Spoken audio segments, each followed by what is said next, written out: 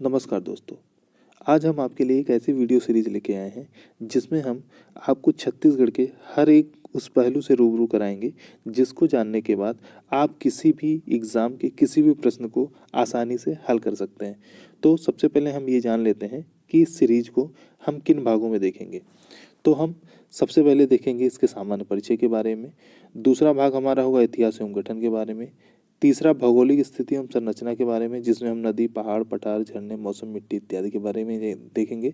चौथा जो हमारा भाग आएगा वो कृषि एवं खाद्यान्न के बारे में होगा। पांचवा भाग कला एवं संस्कृति के बारे में। एवं छठा और सबसे इम्पोर्टेंट भाग जो हमारा आएगा समसामयिकी, जिसमें हम बजट, आर्थिक सर्वेक्षण, योजनाएं इत्यादि को देखेंगे। तो चलिए आज के इस भाग की हम शुरुआत करते हैं छत्तीसगढ़ का एक सामान्य परिचय। तो सबसे पहले हम ये देख लेते हैं कि छत्तीसगढ़ की स्थापना कब हुई। छत्तीसगढ़ की स्थापना 1 नवंबर सन 2000 को होती है। जब छत्तीसगढ़ की स्थापना होती है तो वह भारत के 26वें राज्य के रूप में अस्तित्व में आता है।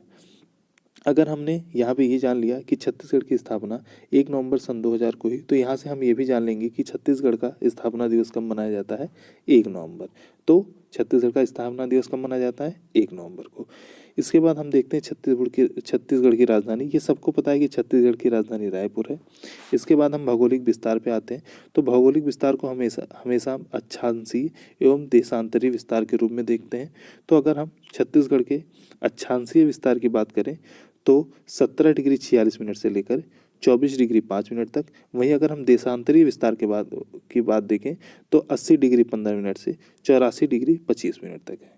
इसके बाद हम आगे बढ़ते हैं और हम ये देखते हैं कि जो छत्तीसगढ़ राज्य है इसकी सीमा किन किन राज्यों से साझा करती है। तो यहाँ पे हमारे लिए ये जानना जरूरी है कि छत्तीसगढ़ 7 राज्यों से सीमा को साझा करता है। यहाँ पर हम आपके लिए एक शॉर्ट ट्रिक्स लेके आए हैं जिसमें हम आपको ये बताएंगे कि इन 7 राज्यों को आप कितनी आसानी से याद कर सकते हैं। तो शॉर्ट ट्रिक से है कि छत्तीसगढ़ में तुम जाओ। तो यहाँ पे छत्तीसगढ़ का मतलब ये है कि हम छत्तीसगढ़ के से सीमा साझा करने वाले राज्यों को देख रहे हैं।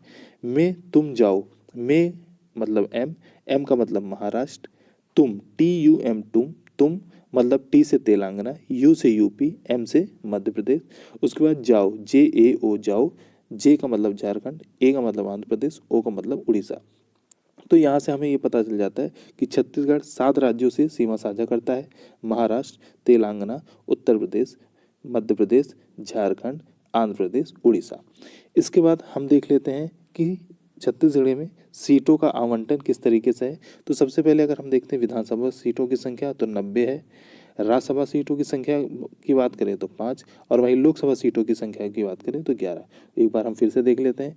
विधानसभा सीटें 90, राज्यसभा सीटें 5, लोकसभा सीटें 11। इसके बाद हम देख लेते हैं राज्यपाल। तो छत्तीसगढ़ के प्रथम राज्यपाल कौन थे, DN सहाय। और वहीं अगर हम वर्तमान राज्यपाल की बात करें तो अनुसुईया उइके। हम फिर से देखते हैं छत्तीसगढ़ के प्रथम राज्यपाल कौन थे, DN सहाय।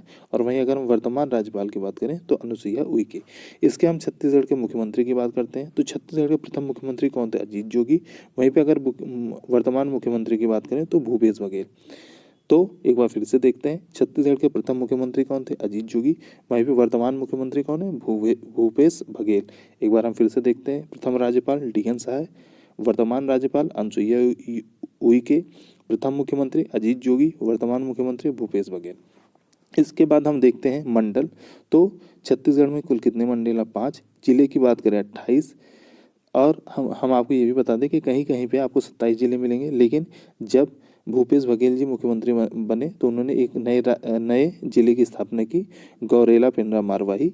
जिसके बाद छत्तीसगढ़ में जिलों की संख्या होगी 28। तो मंडल कितने, 5, जिला 28 और अंतिम जिला गौरेला पेंड्रा मारवाही। जिसके बाद छत्तीसगढ़ में जिलों की संख्या कितनी हो गई, 28। इसके बाद हम आगे बढ़ते हैं तो हम यहाँ पे देखते हैं छत्तीसगढ़ के राज्य प्रतीक के बारे में। तो जो छत्तीसगढ़ का राज्य प्रतीक है उसमें हमें क्या क्या देखने को मिलता है। तो हम ये देखते हैं कि उसमें छत्तीसगढ़ बने हुए हैं, धान है, ऊर्जा चिन्ह है, जल संसाधन व नदियाँ हैं और उसके बीचों बीच मध्य भाग में राष्ट्रीय चिन्ह है। इसके बाद हम कुछ प्रमुख तथ्यों को देखते हैं जिसमें हम सबसे पहले ये देखते हैं कि छत्तीसगढ़ का राज्य पशु कौन है, वन भैंसा। वहीं अगर हम पक्षी की बात करें तो पहाड़ी मैना। अगर हम राज्य वृक्ष की बात करें तो शाल, फसल की बात करें तो धान, नृत्य की बात करें कर्मा, खेल की बात करें हाँ हॉकी। तो एक बार हम फिर से देख लेते हैं। छत्तीसगढ़ का राज्य पशु वन भैंसा, राज्य पक्षी पहाड़ी मैना, वृक्ष साल, फसल धान, नृत्य कर्मा, खेल हॉकी। इसका हम छत्तीसगढ़ के ध्येय वाक्य को देखते हैं। तो छत्तीसगढ़ का ध्येय वाक्य क्या है? सत्य और पारदर्शिता। छत्तीसगढ़ का ध्येय वाक्य क्या है? सत्य और पारदर्शिता। वहीं पे अगर हम प्रतीक वाक्य की बात करें तो प्रतीक वाक्य क्या है? विश्वसनीय छत्तीसगढ़। तो हम एक बार फिर से देखते हैं कि छत्तीसगढ़ का प्रतीक वाक्य क्या है? विश्वसनीय छत्तीसगढ़। वहीं पे अगर हम छत्तीसगढ़ के मूल मंत्र की बात करते हैं तो छत्तीसगढ़ का मूल मंत्र है सादगी के साथ जनसेवा। छत्तीसगढ़ का मूल मंत्र क्या है? सादगी के साथ जनसेवा। तीनों को हम एक साथ देख लेते हैं। ध्येय वाक्य सत्य और पारदर्शिता, प्रतीक वाक्य विश्वसनीय छत्तीसगढ़, मूल मंत्र सादगी के साथ जनसेवा। इसके हम छत्तीसगढ़ के क्षेत्रफल की बात करें तो छत्तीसगढ़ का कुल क्षेत्रफल कितना है? 1,35,194 किलोमीटर स्क्वायर।